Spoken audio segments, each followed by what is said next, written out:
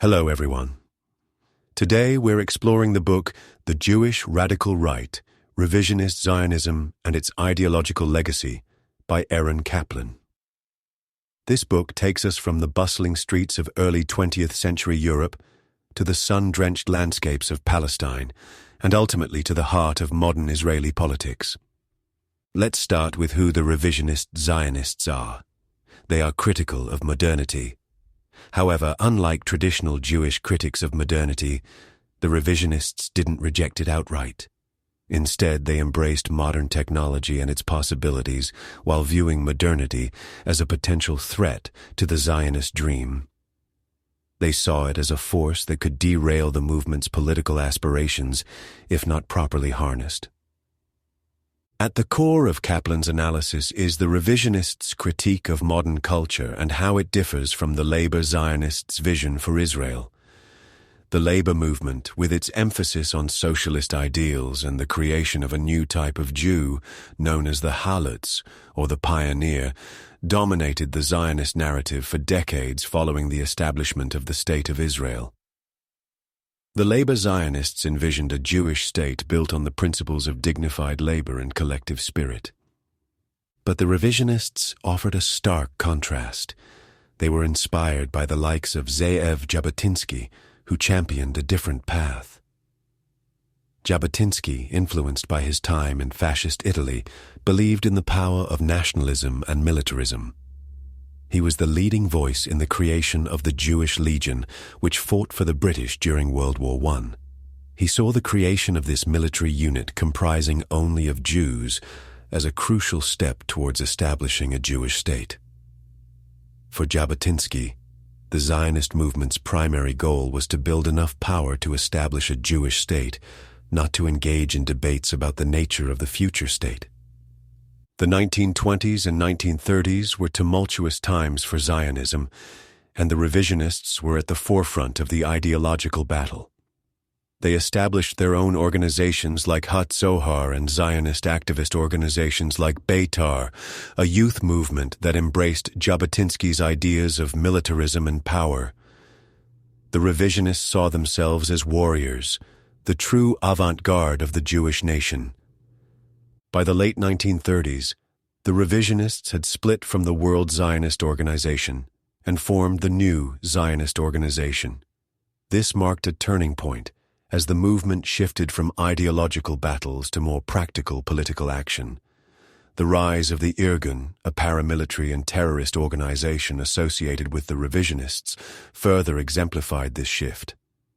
The Irgun was more proactive than the main Jewish military organization at the time, the Haganah, and with support from the revisionists, the Irgun was eager to initiate attacks on both Arab and British targets. The revisionist movement was not a monolith.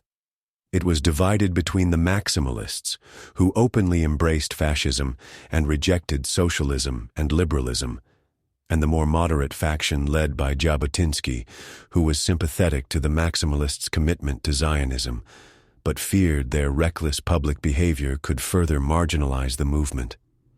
Despite their differences, both factions shared a belief in the power of nationalism and the need for a radical transformation of the Jewish national psyche. They saw themselves as part of a broader European intellectual and cultural movement that rejected the values of the Enlightenment and the French Revolution. The revisionists argued that the Zionist movement needed to focus on one ideal, the establishment of a Jewish national home. They criticized the Zionist establishment for diluting this goal with socialist and universalist aspirations. They saw the return to a single, unifying national force as the only way to restore the Jewish people's true identity. The influence of revisionist Zionism is still felt in modern Israel. Menachem Begin, who succeeded Jabotinsky as the leader of the revisionist movement, led the Likud party to power in 1977, marking a shift in Israeli politics. Begin's focus on territorial maximalism, or the conquest of new territories for the Jewish people, and his suspicion of the non-Jewish world reflected the revisionist legacy. In recent years, figures like Benjamin Netanyahu have attempted to revive certain elements of revisionist ideology, particularly the emphasis on Jewish nationalism and the rejection of universalist values. However, the post-Zionist movement, with its postmodern critique of Zionism, has also drawn inspiration from the revisionist tradition, albeit in a more radical form.